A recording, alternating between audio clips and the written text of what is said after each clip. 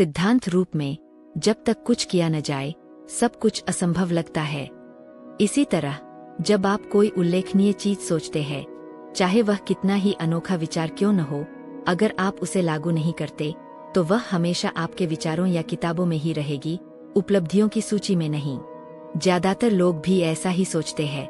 अगर उन्हें एवरेस्ट पर चढ़ना है तो उन्हें यह तब तक असंभव लगेगा जब तक कोई और उस पर एक बार न चढ़ जाए। मेरा दृढ़ विश्वास है कि भविष्य में मानव जाति की सुरक्षा के लिए हमें दूसरे ग्रहों पर बस्तियां स्थापित करनी होंगी। अगर हम अभी इस धरती को नष्ट नहीं भी करते हैं तो भी एक दिन यह ग्रह अपने संसाधन खो देगा। अगर हम चाहते हैं कि मानव जाति अगले 30 अरब वर्षों तक जीवित रहे तो हमें और जगह चाहिए।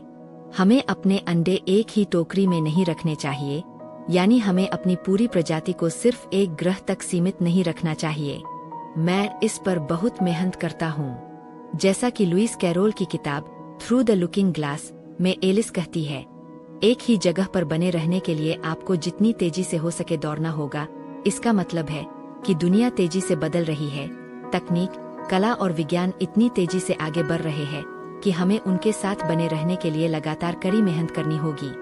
मैं जितना ज्यादा मेहनत करता हूँ, मुझे उतना ही ज्यादा मेहनत करने की जरूरत महसूस होती है, क्योंकि समय बहुत तेजी से भागता है। हर इंसान के जीवन में एक ऐसा समय आता है जब उसे कुछ करने के लिए अपनी जान, अपनी संपत्ति और अपनी प्रतिष्ठा को जोखिम में डालने का फैसला करना पड़ता है।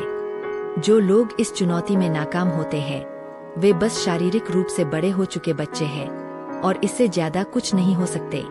असली परिपक्वता तभी आती है जब हम इन जोखिमों को स्वीकार करते हैं और आगे बढ़ते हैं।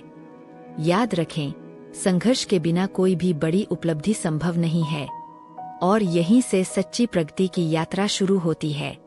एक ऐसी यात्रा जो न केवल व्यक्ति के लिए बल्कि पूरी मानवता के लिए परिवर्तनकारी साबित हो सकती है।